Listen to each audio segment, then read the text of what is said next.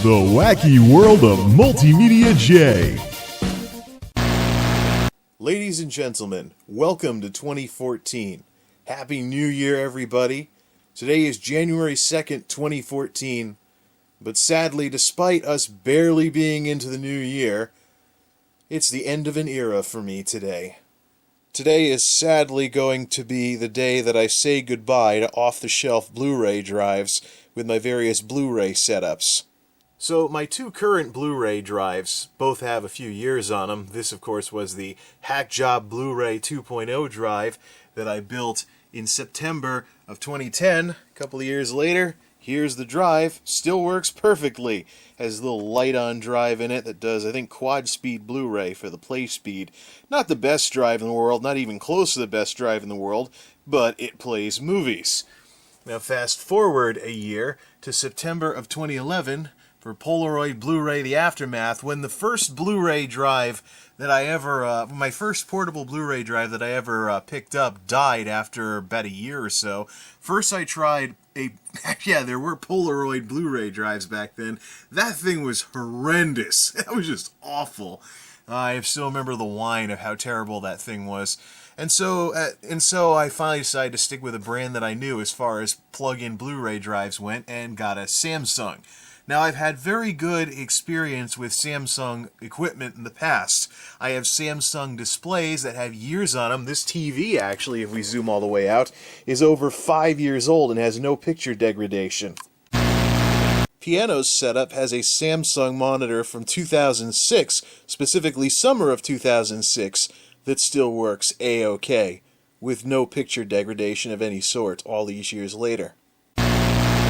But sadly, after a little over 2 years of use, this drive's blue laser has completely gone to crap. It can still play DVDs and still function as a plug-in optical drive for things like my netbook, which is what I'm going to end up using it for, but sadly, after only about 2 years and change or so, as far as months go, after less than 3 years, after less than 3 years, actually less than 2.5 years actually, the blue laser in this thing is just shot. Now this thing that I built, which is actually older than the Samsung drive, still works perfectly. Matter of fact, I was watching some Back to the Future on it last night. Awesome drive, and I don't know how much more use I'm going to have for these things, because Blu-ray drives that play at decent speeds and have both Blu-ray and burner capabilities are now getting around the $50 mark or so. There's an LG drive out there right now, and there's an Asus drive around the $60 mark. So I'm getting close to the point where I want to just add a Blu-ray drive to Tuxedo and have the Blu-ray support inside the machine, and then take this to like a laptop setup or something like that. Or just move this around somewhere else where I'd want to watch Blu-rays. This thing, however, is sadly doing the same things wrong that the first drive that I wound up, my first drive, the Plexter actually, my first portable Blu-ray drive was doing. Basically, the Plexter died with the thing just spinning up and spinning down, just go doo-doo-doo-doo-doo-doo. So first, as a test, to show you that the drive does still read some discs, we're going to pop in the DVD version of Groundhog Day, one of my favorite romantic comedies of all time. And of course, I actually got that DVD at Big Lots for like $3. So for a $3 movie, that's just awesome. Okay, so you're going to hear a lot of drive noise and stuff like that. Yep, see? Yep, there it goes. And there goes the movie. Of course, we're not going to, not going to play it or anything, just to see that we'll just see that it plays. So, yep. So this is playing a DVD right now. Kill the volume! So this is playing a DVD right now, and there is our movie, our TriStar logo and stuff like that. And in a little bit of time, we'll actually get to the DVD menus for Groundhog Day. Yep, here it goes. This is, of course, a very crude setup. Shoot, I think I could do something like that in my video software. But there is the movie Groundhog Day running A-OK inside this drive. Push the button and spit the disc out. Alright, now it's time to load up some Blu-rays and see this thing fail to read the disc. See, one of the problems, of course, well, I don't know if it's a problem per se, but basically the reason why I'm saying the blue laser is dead is that thing just ran with the red laser. It's only the blue one that's acting up. Let's begin our Blu-ray experiment fest with The Hunt for Red October, one of my favorite movies of all time, and my favorite submarine movie of all time. Let's see, push down this thing, get the disc out. Alright, so Hunt for Red October on Blu-ray. Will it play? I got a couple of movies that I'm going to be, if I don't toss up marketing material all over the place. Got a couple of movies I'm going to load up, actually, just to test this thing out, see if any of them will still play. You got Miracle, the movie about the 1980 Miracle on Ice. Great hockey movie and good movie in general. Baraka, eye candy galore for showing off your snazzy HD TV. Let's see, we have John Wayne's The Searchers, that film school classic, 2001 A Space Odyssey, and of course 300, source of endless internet memes and things like that. And you may have just heard the drive already have trouble reading the disc. Now it's not even trying. Spit it out, try it again. But obviously, as you can tell, the Hunt for Red October is not firing up because the ArcSoft thing is still there. Alright, let's hear this thing not read this disc.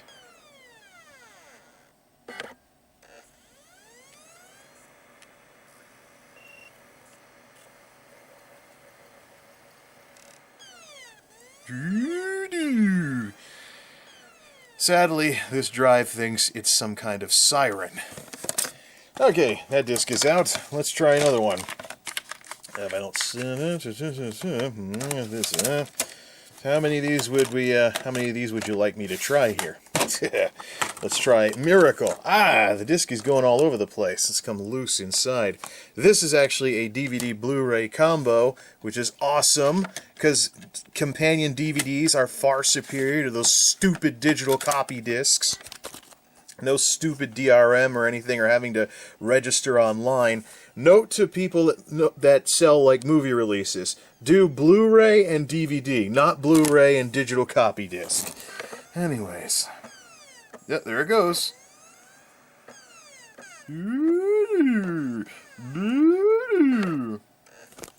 No go. Of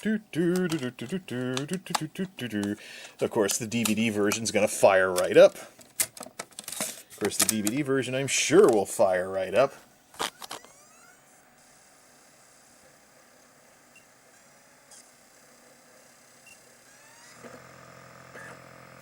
Drive's even rattling. Maybe it has a bit of a problem with vibration. And there it goes. Here comes the movie. Of course, the, oh, wait a minute. This thing having trouble reading a DVD, too? Oh, no, according to this, I hit stop somehow. Let's try hitting play again. Run off of the E drive. Oh, wait. Which drive is this? How come I'm only getting... Oh, D, E, and N. Oh! I jiggled the cable too much and it lost power.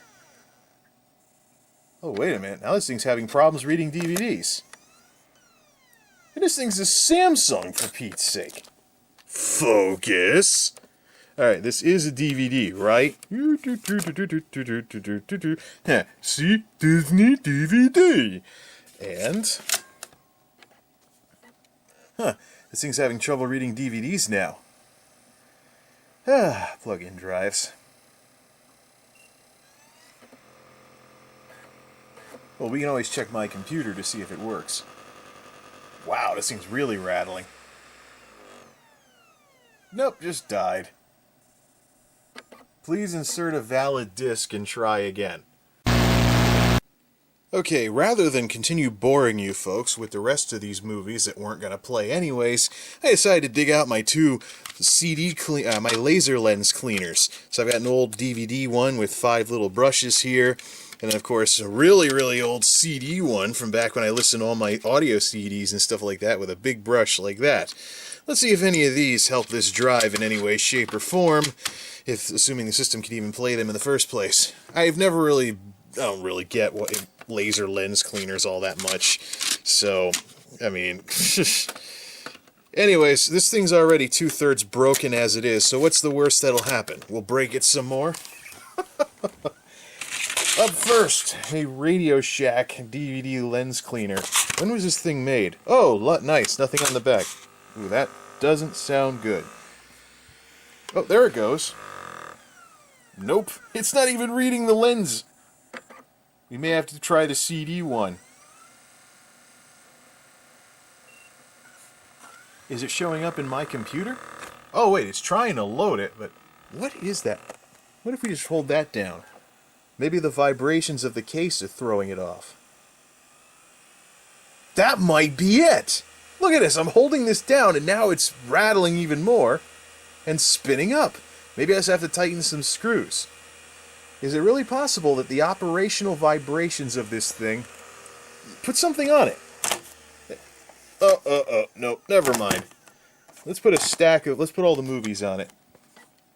No. Try again, you piece of crap. Eject. It's like a bad airplane movie or something. No. Alright. Is that there? And let's stack these puppies up on top of it. See if it is a vibration thing. Is this thing literally vibrating itself away? You know, this would be funny if that turned out to be the problem. Actually, let's put the multimeter on top as well. Okay, this thing's definitely got a lot of weight on it now. Try to vibrate. Reminds me of this one time. Oh, wait. Oh, the screen went dark. There it goes. Hey, that might be worth checking out. Because, well, this is supposed to be so much for end of an era. You know what this reminds me of? Ooh, that looks horrible. This thing's trying to upscale this thing. Wow, this is awful. Laser lens, please! Yeah, the little spinning home theater system thing. This is from the early 2000s. I originally bought this thing back when I first started watching DVDs back in college. But that would be funny if this thing's own vibrations were causing it to not read discs. Because... well, let's listen to the... From your DVD lens. It's still doing it. Cleaning process will soon begin and last for 30 seconds. Blah, blah, blah, blah. Actually, I had a friend in high school. He put like a CD player, like a big CD player, like disc jockeys would have. Oh, there it goes. The little thing where it blows up the planets. Anyways. Yay, for low-budget sound effects. Anyways, turn that off. Maybe listen to that. I had a friend in high school once. He took one of those big CD decks that you'd use in like a sound system and stuff, and he was trying to play some music once, and the thing was skipping all over the place. Like, oh, I wonder why this thing keeps skipping. Cleaning is complete now. Yay! He's like, oh, I wonder why this is. He's like, I wonder. All right, well that's done with that with that. The laser cleaner came out. So he was wondering why his CD player kept skipping. And basically what happened was, then he's like, oh yeah, maybe I shouldn't run this on top of my guitar amp with the big huge speaker. So he was making his own thing skip. He was making his own CD deck skip from the vibrations of the speaker underneath it. So, we were young and dumb back then. Alright, so Groundhog Day. Let's try this again. It might be the vibrations thing. Let's try this. Well, you know Groundhog Day will play. It was actually Miracle that wouldn't play. Now, the one it had problems with was the Miracle video. So let's just put the camera down yet again. Doo-dah, doo-dah. Miracle, the DVD version. Well, let's do the obvious and check the bottom for any scratches or fingerprint smudges. There are none of note. In it goes. Doink. Alright, it's this right here. Well, like this.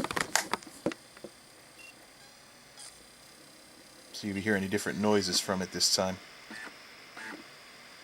Pressing down on it.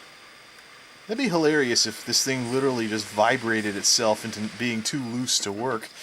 So, if the thing came loose enough that its own vibrations caused the CD laser lens to not read anything. Anyways. Oh, there it goes! There's our FBI warnings. Good. This thing can read a DVD. So let's try upgrading some stuff here. And let's put in the Blu-ray version of Miracle. because it's an awesome movie. Blu-ray version of Miracle. Let's see. Disney Blu-ray. Yeah, of course. Do I really need to prove everything to you folks? Alright, so let's see if it'll work with nothing touching. Nope. Press down. Nope.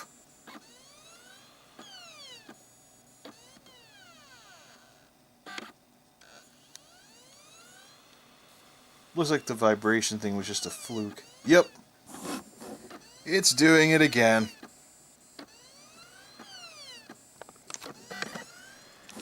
Okay, let's try the CD laser lens cleaner, because truly we have nothing to lose here. Now that's a huge Winamp. Winamp stuff aside, let's see what weird noises this thing makes with its little brush on it. Alright, we're going to play this in Winamp. Oh yeah, listen to that. Hear that little brush zipping around. This thing was actually made for portable CD players. So this thing's showing up as Noni, so let's see here. Come on, play. There we go. Doo-dah, doo-dah. Little smooth jazz music. Okay, can we skip the smooth jazz and get to where... You have selected one of the most innovative high-tech products that will safely remove contaminants from your CD player's laser lens. Yeah, if it doesn't screw up the drive completely. Encoded information without error. This voice-assisted process uses a dry cleaning action to remove the dust and debris from your CD's laser lens. Blah, blah, blah. Your voice-assisted laser lens cleaning system will automatically clean your laser lens. To clean your compact disc laser lens, simply select track 4 at the sound of the tone. Alright, let's go to track 2. Of course, oh, now it's screwing up and I'm trying to play track 3. That brush is going over the laser. Oh crap, I just crashed it.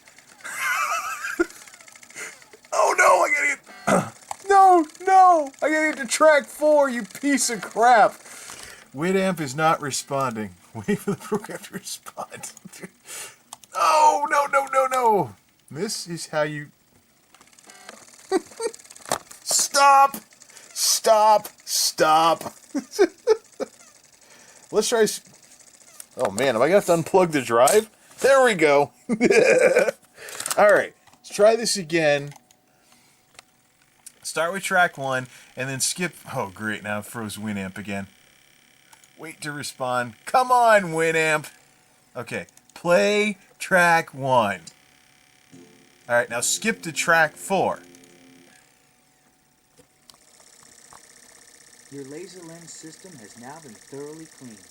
Yeah, I'd say so. Use this voice-assisted laser lens cleaning system on a regular basis.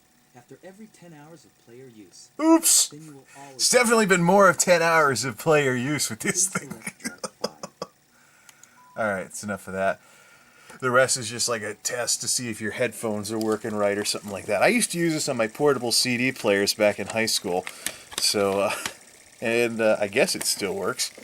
Okay, so after nearly crashing Winamp because of this brush getting stuck on the lens, let's see if this... I highly doubt. I mean, the lens in this thing is very different looking from the big lenses that we used to have in our portable CD players back in the day. It's definitely smaller, and let's see if it even plays anything. First, DVD. I think we can get rid of these extra movies now. I don't think... We could try tightening... Oh, wait. Yeah, there we go. Well, even when it's flush, it's still... It does have a vibration problem, though, so if there's any screws I can tighten, I'm definitely going to tighten them. Come on, play... Oh, shoot, no, I have Winamp open. Winamp's not going to play the movie. Total Media Theater, go! Alright, that's more like it. Let's play this thing. Start. End drive. The end drive. Come on, play. I'll even... In case it's the vibration thing, I'll hold down the case so it doesn't rattle itself into not being able to read anything. I think we've got it going here. There it is! The FBI warning! Woohoo! Okay, let's try a Blu-ray. This is really getting a little repetitive. You can stare at the side of my multimeter while I switch discs. Doo-dah, doo-dah. Alright, Miracle Blu-ray. Will it read? That is the question. And that was a horrible parody of the Blendtec videos that have been on YouTube for forever. Come on, read. Nope. There it goes. Same stuff.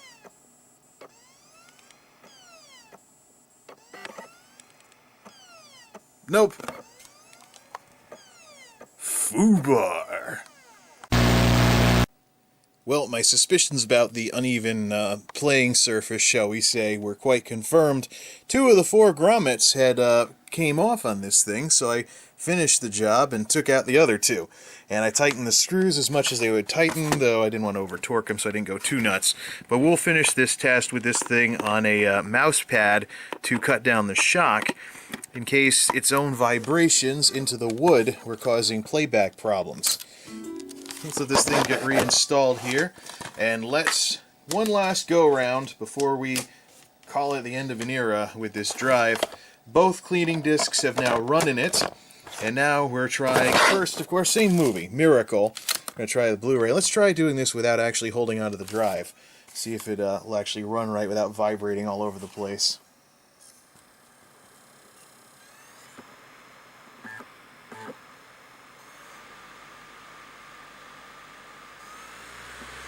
That's promising. And the screen's going black. We should be getting an FBI warning any second now.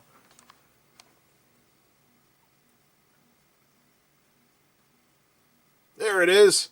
Okay, so the DVD plays. Doo-dah, doo-dah. Last attempt with the Miracle Blu-ray.